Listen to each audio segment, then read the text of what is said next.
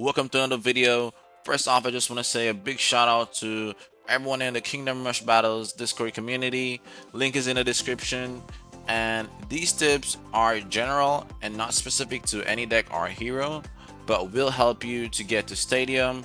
And with that said, let's get straight into the tips. Alright, so number one, deck preview.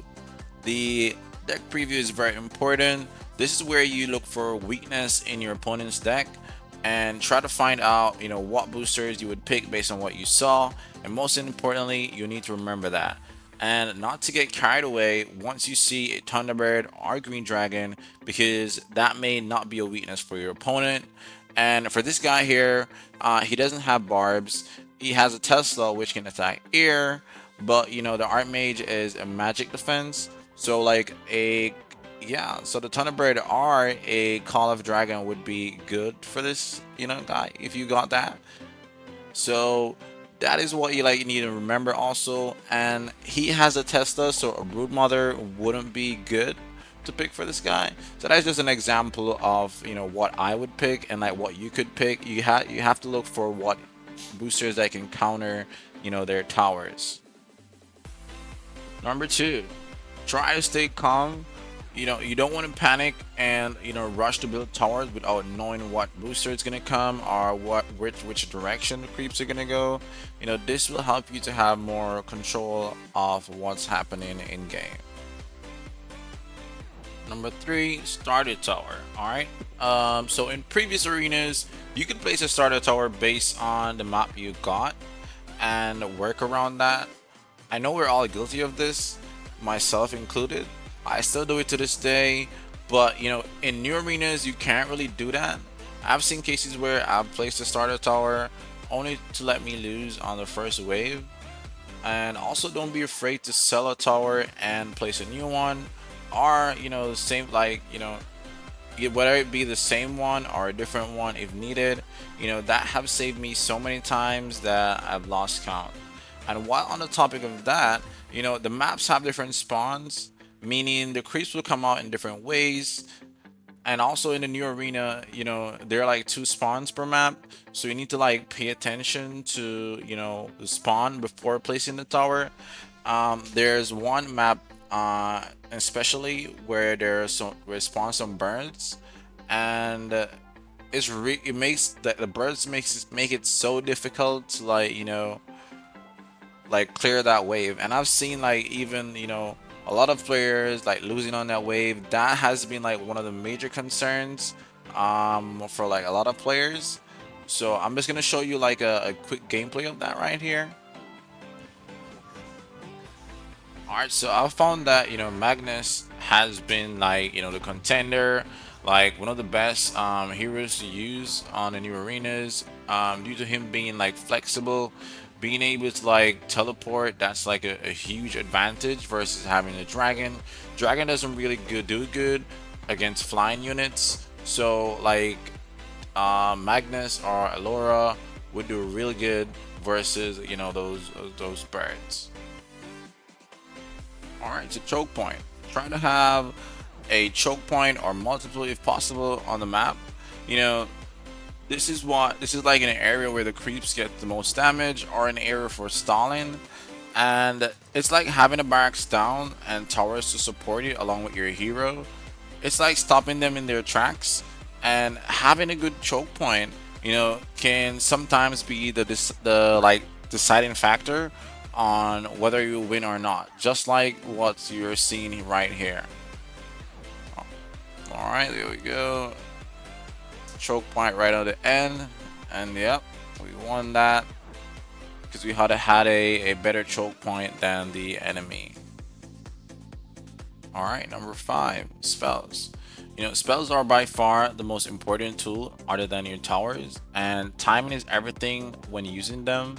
And also, one of the most important things you can do with spells is grouping, and this is where you use stun or icy ground plus a damage spell or a hero ability to take out a lot of creeps all at once. And here is an example of that.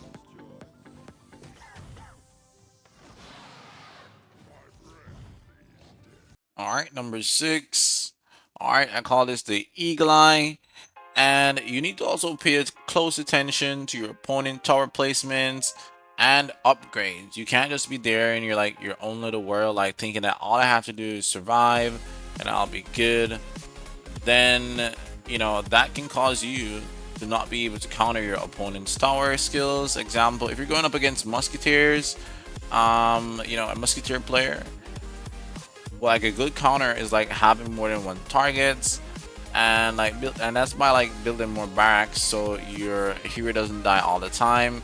Going up against this player right here, I'm just gonna do like a skip so you can see what happened towards the end. He like had maybe like 3 or 4 musketeers on me and I still won. So like being able to counter your enemies, that is a good way. And the tar missile is a really good, offensive strategy and defensive strategy against, musketeers. And I'm gonna skip and show you that right now.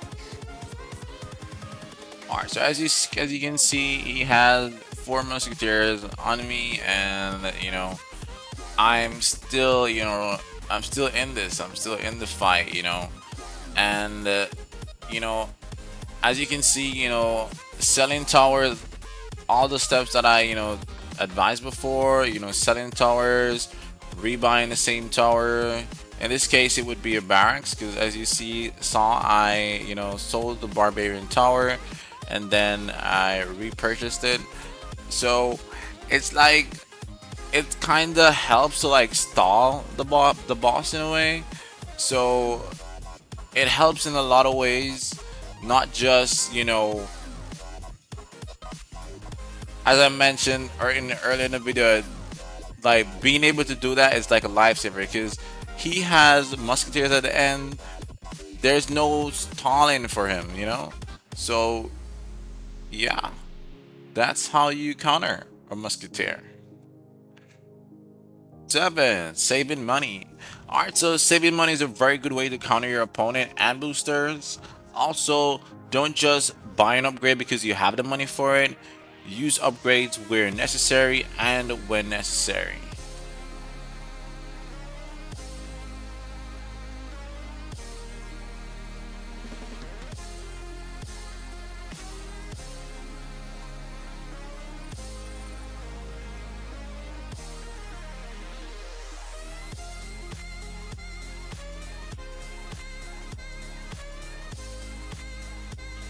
Now, this might just be the best story in the game.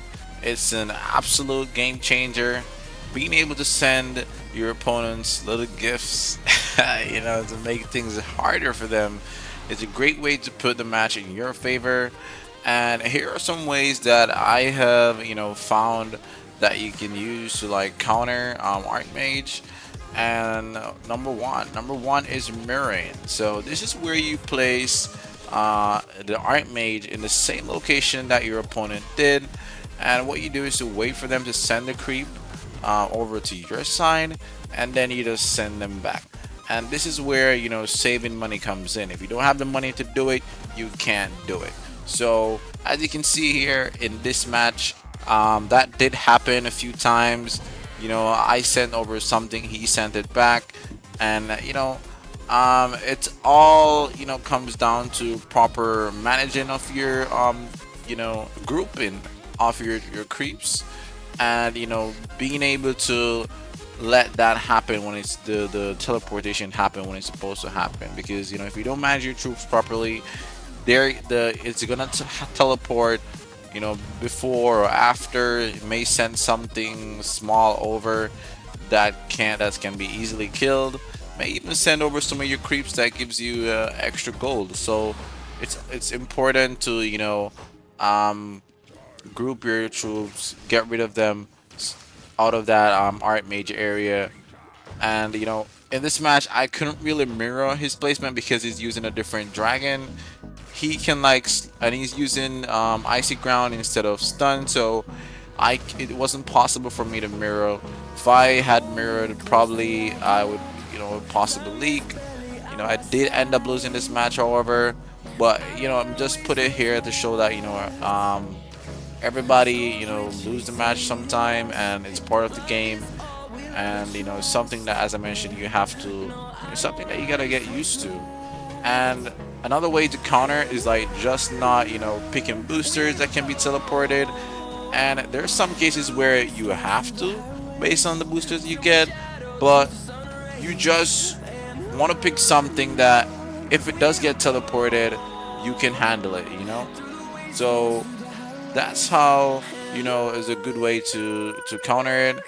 And also choosing boosters that are high magic resistance, are boosters that, the ambushers, for example. They're like, they resist everything unless a back stops them, or a unit. Other than that, they go right through. So another way to counter the Archmage is by using the Tar Missile. Already mentioned that earlier. And just some other tips just to help you is, you can take screenshots of the maps, try to figure out where good tower placement would be, and then when you go back in game, you try to apply that. Also, what you can do, what I have been doing, is screen recording my match, see what I could have done differently that would help me. And that has helped me a lot, with getting used to the new arenas. And that's how I was able to make it to Diamond this season. So yeah, like, to guess that's all the tips that I have so far. I hope you enjoyed the video. Smash that like button, and share it to a friend that's is struggling with getting to Stadia. Peace out.